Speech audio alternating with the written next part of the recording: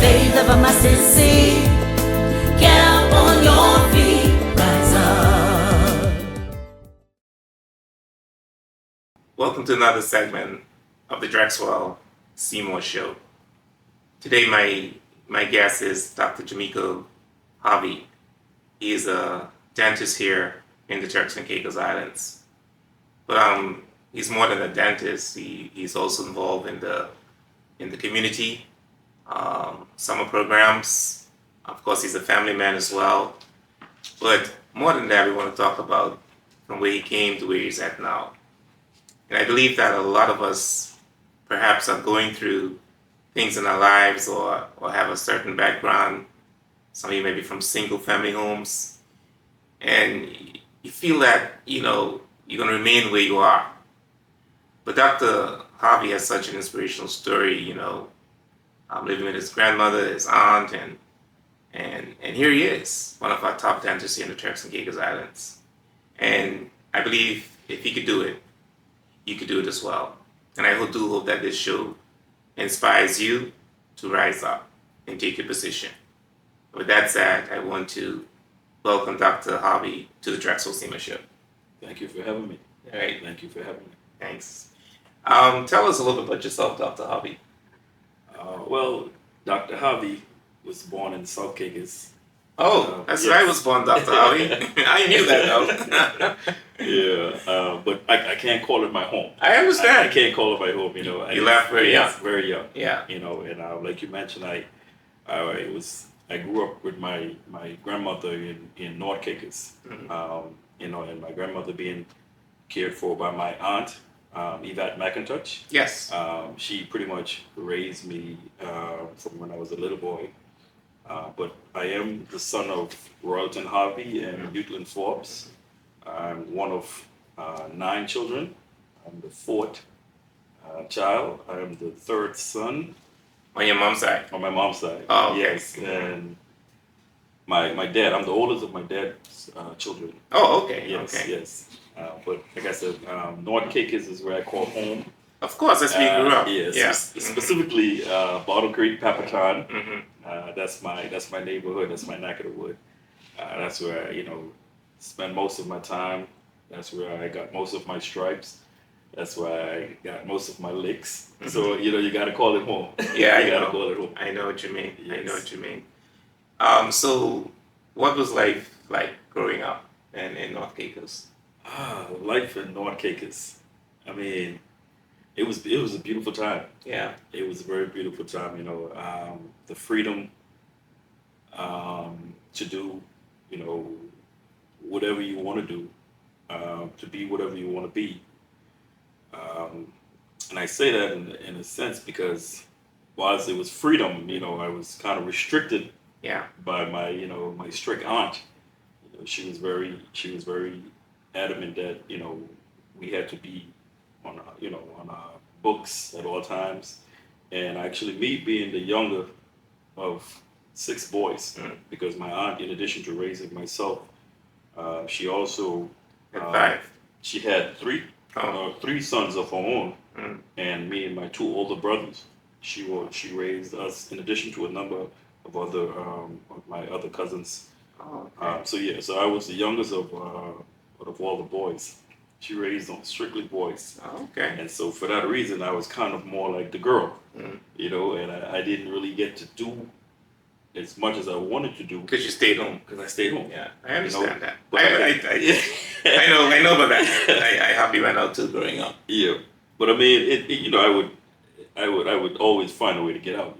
That freedom once you get out, once she's at work, between work and between Sneak school. out. Oh yeah, I'm sneaking out. Sneak out. I'm sneaking out. So it was fun time. Growing up with guys in the neighborhood. And those are guys that from Pempas days. Yeah. And we're still friends to this day. Uh-huh. These are guys that I play dominoes with every Right. day, and so Right. it's just life on the island. Right. So even though you didn't grow up with your father like that, right? Yep. So did that impact you? I would say no. No. Not in a way because my aunt and I, like I said, my aunt was more like was a firm parent, and she played the role of both father and mother at times. So your aunt was single. She was a single mom. She was a single mom, and like I said, I was the youngest of six. So my older brother, they always kept me in check, and that kind of, filled that role, that father figure role. Okay. I didn't get to know my father until I was about 12. Oh. Yeah. So, and it was funny because I actually carried a different title up until I was 12. And it was You carry your mom's title? I carried my mom's husband title at the time. Oh. My mom was, she was married to a husband with 3 kids. I know. And I know. Yes. I know he was So a tailor, right? yes. He used to be a tailor. Yeah, I know So your mom. I carried his title. Really? I carried his title until I was 12, and then my aunt insists that I get my title, which was Harvey. And so, it was my first visit to South Caicos, actually.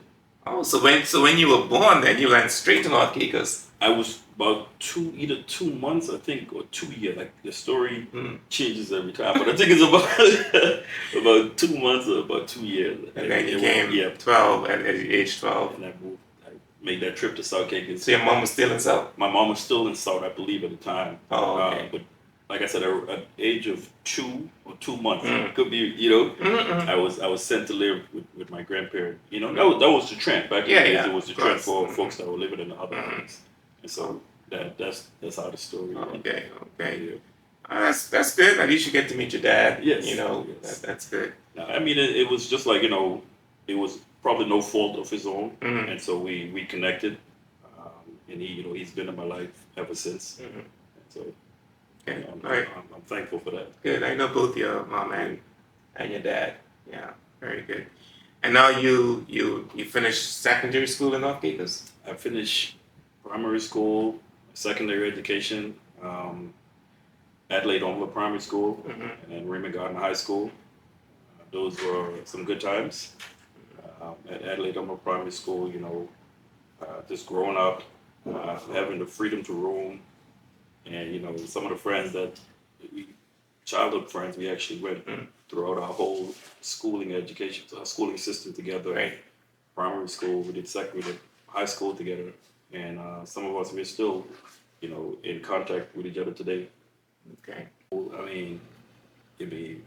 I was actually always an all-around student. I was one that not really known for my academics, but actually was known for my athletic ability. Oh, okay. Yeah, and I was a star athlete on the tracks. I was a star athlete on the basketball court. Yeah, well, I'm the opposite. Yeah. All right. And so academic was something that just came natural, and I didn't really apply myself until more like the later grades, like around third form. Oh, okay. My teachers will always tell me that you have the potential to be one of the all-time greatest. And I said to myself, let me just settle down and see what can become of it. So after the teacher told you that, that's when I zoned in. And so before you was just getting average. I was just getting by, and pretty much I was still the top 5 student, but I wasn't really putting in any effort. It was just natural. All right. But really started to study and decided, this is what the pathway I want to take. And I always remember it was my third form science teacher, Mrs. Allen.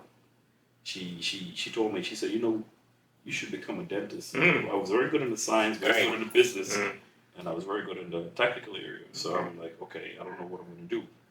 And just by her giving me that advice, I started heading down that path, and I never changed in any direction. That's good. I think this has a lot to how teachers influence. I mean, you have teacher who telling you, to study harder. You have one that say maybe you should pursue, dentistry and all that stuff. So that tells a lot. In the same way, if they're negative to you, it also impacts you as well. Exactly. So that's a very good point you raised. And I also like the point that you raised that you making it, but you put more into it, and that's a lot of us need to put more into what we do. I think that's a very important takeaway, to put more into what we do. You can achieve it if you put more into what you do. Exactly. Yeah. And so after you finish the Raymond Gardner High, what were your next steps in your career? I mean, your educational part. Well, I actually took like a short break in between high school and college. Oh, okay. Because Like a year or two? not even that long, maybe about 6 months or so. Uh-huh. Because upon graduating from high school, I had a scholarship waiting for me at the community college, Oh, okay. Turks and Caicos Islands Community College. Mhm. But I didn't take it up right away because I was hoping that I would get to go off. 'Cause Oh, okay. the thing at the time was you graduated, you go to Yeah, yeah. you go to the U.S. or you Yeah, go there's not somewhere in the much. Caribbean. Yeah, not much of Yeah. on a local college. Exactly. So when I graduated from high school, I was salutatorian, Mhm. and I was also athlete of the year. Mhm. But I didn't get a scholarship to go overseas. So I was kind of disappointed in a way. But I did accept a bank offer. Mhm. I got a job at the bank. Oh, really? It was Barclays Bank at the Oh, time. okay. Yeah. Really? What did you do Yeah. there? I was a teller. I Okay. worked in night safe. Okay. Yeah, night deposit, and then I came out on front later on. That was a common thing, you know. It was a common thing. Yes, I Like remember. the top students would, Yeah, say, I remember when I graduated from high school in '85, Mhm. and there was really we went back to high school for another year, and then I didn't know what we was gonna do because there was no scholarship. Scholarship was limited, Mhm. and then I applied to Barclays Bank, and I got the job as a teller. But thankfully, I got a scholarship the same time from a tourist, Okay. and I was able to go away to school in Ohio. So Barclays Bank was Yes. Cape Islands, It Barclays was- it was Bank, no- government. That was a common thing. Okay, wow. Okay. Yeah. So you working there? You didn't go to college then? I didn't I graduated in June, Uh-huh. so for the rest of the year I worked at Barclays Bank, Okay. and then I took up the scholarship in Grand Turk, the community college in Okay. Grand Turk. After constant persuasion by Dr. Mills. Oh, okay. So he was like, you need to go. You have a scholarship with your name on it, and so I actually took up the scholarship that January, and I started the community college in Grand Turk. One of the best decisions I made. Very good. One of the best decisions. Very good. Um, And kudos to the community college as yeah, well. community college. I mean, we have a lot. We have a lot of potential here. Yeah. To me, I don't think is really what they offer is what you bring to the table, because once the playing field is level, it's all about how bad you want it. True. And so, in addition to that, though, that's where I also met my wife. So one of the best decisions in my life. Oh, yeah. So, okay. What's your wife's name? My wife is Jameiko Harvey, now Harvey. Okay. That's Also, not North Caicos girlie. Another North Caicos. Well, her father is from North Caicos. David Henfield. Her mom is from Grand Turk. Was from Grand Turk. She Okay. passed away years ago. Okay. Yeah, but so that was one of the plus of going to Grand Turk, and it was all timing, Yeah, everything works out. Everything worked out. Yeah. Now we have 3 beautiful kids. So You got boys, got daughters, the oldest is a girl, and then you have 2 boys. 2 boys. Okay. Okay. So How many years you spent at community college? I did 3 years at the community college. 3 years in Grand Turk, where I obtained a general studies degree. So it was a bachelor's. Oh, so you didn't do science? Well, general studies was kind of more of a combination of science and business and everything. I think it was an associate degree in general studies. Okay. It was an associate's degree because when I left the community college in 2004, it was a group of us from around the islands at that time. My wife and I decided, most of my friends were applying to New England. They were going further up in the U.S. And, So about what year was this? This is around 2004. That's when a lot of people was getting scholarships. Exactly. Okay. It was around that time. Okay. Everyone was applying, and scholarship were actually given out. It's a good group of students that graduated around that time. Okay. And a lot of students were going off to school in the U.S.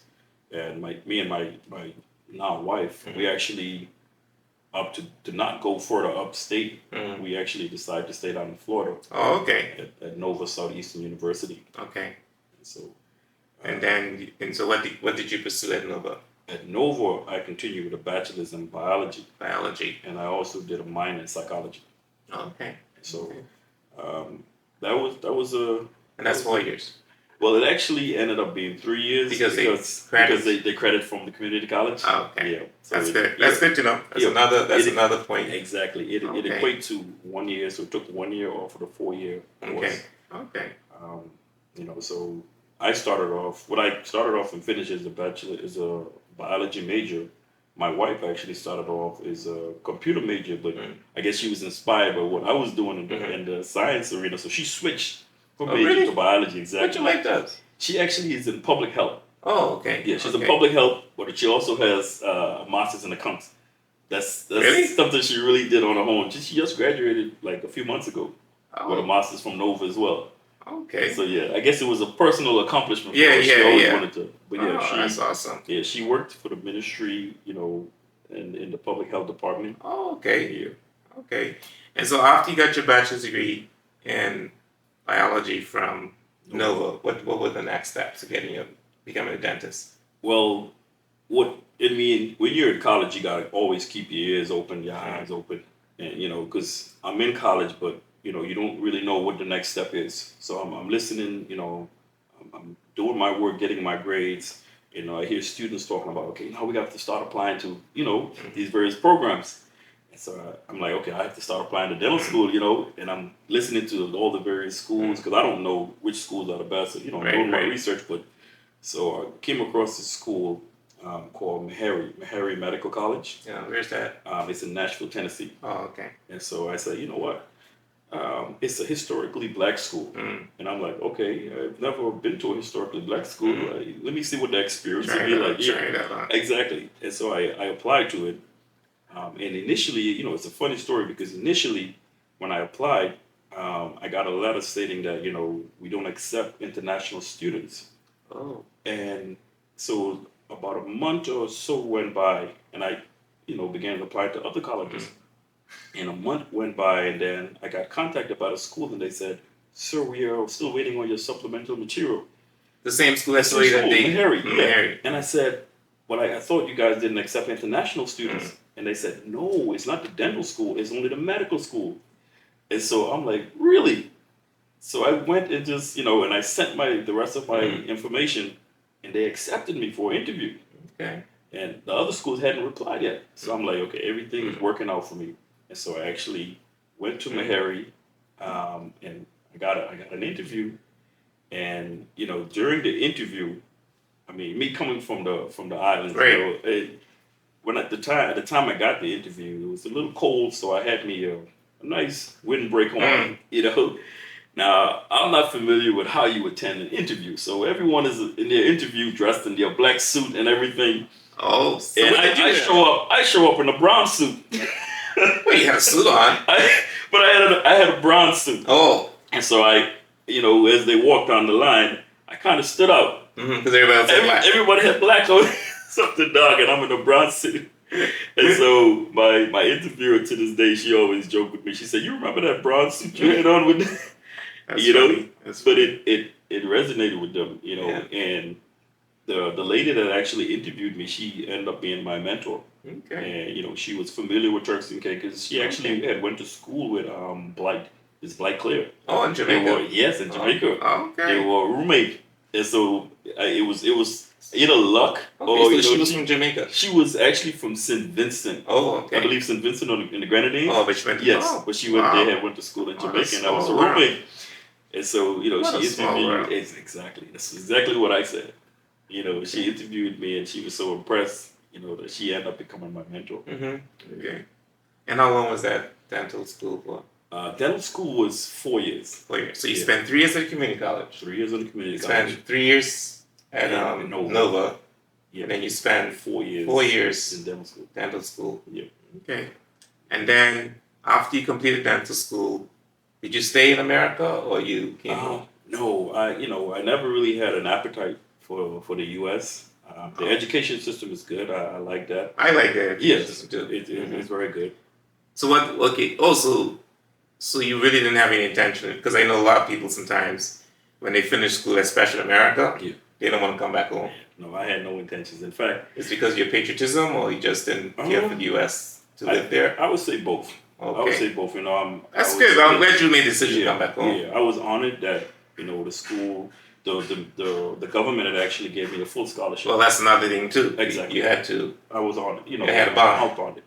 And so when I spoke of it in dental school, it was like students were impressed because we were on a full scholarship. Why they were worried Partial. about they were worried They have about financial aid, they have exactly loans. they Yeah. have to pay these loans back, and I'm telling them that now I'm on a full scholarship, Mm-hmm. and so it was I realized how fortunate we were Yeah, we are. as we went on, and I said it's only right that I go back. And I'm in very fact, glad. yeah, I mean, I was so excited to get back to Turks actually because I was learning all of these new things. Mm-hmm. Even from undergrad, I was taking part in different programs and right on to graduate school. I was these things I couldn't wait to implement once I got back to Turks. In fact, I was so excited that I finished dental school in 3 years, Mm-hmm. but I couldn't leave because of the commitment. I had to actually stay that extra year, and I was So you do tutoring. internship. It was kind of like my internship because I was working in the residency area, and I was Okay. also tutoring students from the first year. And so it was kind of like a residency So for me. what do you mean your commitment? Well, it's just me wanting to get back here, committed to make a difference. No, you say you finish in 3 years. Yes, my commitment to the school, like when you sign on for the program, you have to actually wait until the graduation. You can't leave. I'm on a student visa and all of that, so it's stipulations, Oh, okay. Yeah, so I couldn't okay. finish in 3 and just come home. Oh, really? Yeah, I have to. There was a requirement in terms of attendance, all of this. You still had to actually put it in. So I was finished with all of my requirements. I didn't have to go to the clinic. Oh, I didn't know that. Yeah, I finished in 3 years. I didn't have to do any work, but it was like mandatory for me to check in. Really? Yeah. Oh, Yeah. because I finished my degree in 3 years. Because what I did, I took summer classes. Yes. Mhm. Yes. And I graduated in 3 years. Awesome. I graduated in '89. I've been in school '86. Oh, okay, that's interesting. Yeah, it was a commitment thing, Okay. And I had to do like licensure, so you can Okay. so all of that. I think because of the field you're into. Yeah, the licensure and the examination, I had to sign Alright. that. Yeah. Okay. And then you came back to Turks and Caicos, and then what? Came back to Turks. I came back in 2011. Okay. And my first job was actually with the government as a dental officer. Okay. I worked out of Grand Turk, maybe for about 6 months, probably about 8 months. But I really wanted to be in Provo because I always had intentions of starting my own practice. Okay. I had learned of so many things that I had finished dental school, one of the top students. I was number 2 out of a class of 54. Oh, wow. And so I really wanted to come in and start, changing the whole dental arena. But it was a little bit of reluctant on behalf of the ministry. They wanted all the chief and all the dental all the senior staff to remain in Grand Turk. So it was only after about a year when the chief dental officer that I worked under, she had actually stepped down from the position, some personal issues she was experiencing, and I took over as the chief dental officer. Oh, after a year. After a year. Oh, wow. And so Great accomplishment. Yeah. Well, I guess. I mean, after a year, that's good. Yeah. So I actually took that opportunity to say, because I was able to do my job from pretty much anywhere in the island. And, I took that opportunity to apply to the deputy governor to get permission to do private work in addition to the government work. And that's when I moved to Provo. Okay. I moved to Provo. It was in 2012. Okay. Yeah. Okay. And what's the name of your dental company? Well, I started my company in 2012, Paradise Smiles. And it was a brainchild that I actually had started way back in dental school. The whole the vision and everything I wanted to accomplish from it was back in dental school, and so it was just a matter of executing it once I got home. And so Paradise Smiles has been around for 12 years. Awesome! Congratulations. Thank you. How many employees you have now? Well, employees. We started out, it was just myself, my wife. We were doing the front and the back, and I had like maybe 1 or 2 persons just subbing in. And now we've grown to 14 or 15 employees. Oh, wow. We're in 5 locations. That is great. Yeah. And so, when did you leave the government to go full time? I worked in the government from 2011 until 2019. 19. So I paid them back their time. and it was hard pill to swallow. You know, Bittersweet. I didn't want to leave the government just because I know that there weren't that many locals in the Yeah. service. And me being one of the only local dentists, Mm. I didn't want. I wanted to continue to do things that I was doing because during my time in the government, whilst my focus was on dentistry, Mm-hmm. Being a local. I saw past dentistry. Because even though some folks may just see me as a dentist, there are other folks that see me as a beacon of hope. Mhm. And so, someone in the medical profession, I started a program called the Turks and Caicos Islands Clinic Exploration Program. Yes, And yes. so, in that program, I pretty much gave students opportunity. That was summer, right? It's a summer program. Mhm. Yeah. So, not just to get a glimpse of what goes on in the dental profession, but also in the medical or Right. pharmacy. So any area in the health that you wanted to take part in, that the program gave you an opportunity to see what happened in those areas. And you still have that program? Well, when I left the government, the program, being I worked under the government, Uh-huh. the government was supposed to inherit the program. Right. I'm not sure if they're still. I think. Well, what happened is we had partnered with the hospital, and I think the hospital is still carrying on that program. Okay. But I work in a different capacity. I work along with the Ministry of Education with their apprenticeship program. Oh, okay. That's good. So I That's kind very of good. help them out with their science side of their apprenticeship Right. program. That's very good. Yeah. Well, thank you very much for the opportunity to talk about yourself and providing hope for other people here in the Turks and Caicos Islands. Do you have any advice you would like to give to persons watching this show and perhaps are discouraged and feel like they're not going to make it or rise up to where they want to be? Any advice? What I would say is life is all about what you make of it. Okay. And, once the playing field is level, you can pretty much do whatever you want to do and accomplish whatever you want to accomplish. You're going to always be working against obstacles, nepotism. All of these things are part of the process. Yeah. But you can't let that hold you back. Absolutely. You know what you want to accomplish, and you have to keep going forward. And your mind is the greatest tool that you have. Yeah. And so once you stay sharp, I don't think anyone can stop you from accomplishing or rising up to your full potential. Absolutely. Well, thank you very much for being watching the Drexel SEMA show. I hope that you are encouraged by this video. Dr. Harvey, who was raised by his aunt and his grandmother, now one of our leading dentists here in the Turks and Caicos. And so it really doesn't matter, how you came into this world or who raised you. What matters, you can still become what you want to become. All you have to do is put your all in all into it and be in the right environment. Like how Dr. Harvey mentioned about his high school work. He was able to put more into his work and he got better results. And that's what the whole thing about this show is, to encourage you to put more and more into your work.